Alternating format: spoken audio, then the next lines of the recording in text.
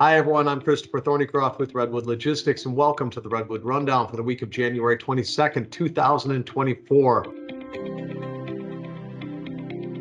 We're almost at the end of the month already. What happened? I feel like we just got the month started. It was halfway over. We went through last week, which was a mini polar vortex, and all of a sudden we're here. What happened last week? Oh, yeah, no. That was painful.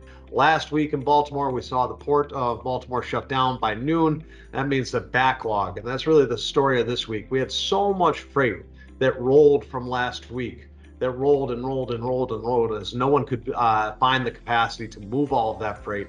And that came into this week. And now we're going to have to get through this week's backlog. Carriers are holding out to get what they need in order to move their trucks. They don't want to settle for less. The reason why they're doing that is because the rates that they've been paid have been so far under market.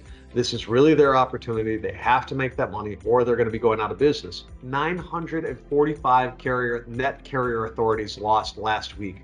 You're looking at a run rate that is picking up steam every single week.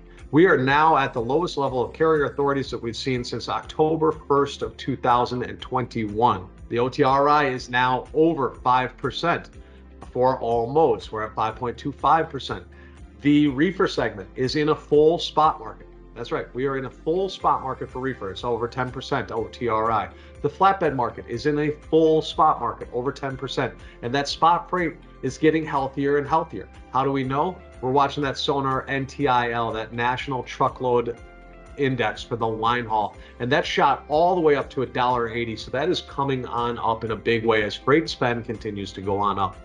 There's a lot of people out there who are struggling with rates that maybe they didn't think were paper rates, but are really operating as paper rates in this environment. And we don't know how much longer people are going to struggle before that dam starts to break. Clearly, we're already having people reach out to us and say, my provider abandoned me and I need some help on these. And we think that that's going to continue to be the story because, again, we've got this Lunar New Year that's taking place on February 10th. That's a Saturday. So for all intents and purposes, Lunar New Year this year is on February 9th. That means that all of those imports are going to continue being pushed out. And that is a bigger push than we've seen in years past. As a matter of fact, it's a 31% increase year over year on what we are seeing for imports this year. That's a big number. But while everything is being diverted and moved around, all of a sudden you're seeing inventory levels that are going to be affected by that. The longer that we start to see impacts as far as how long it takes to get things on over, that means that that inventory just naturally gets drawn on down. That starts to create a little bit more urgency in those needs.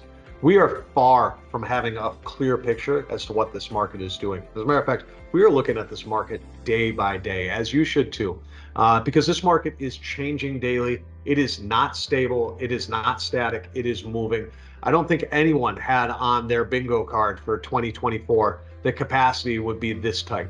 If you had the Niners beating Green Bay on your bingo card, though, that one came through. Take care, everyone.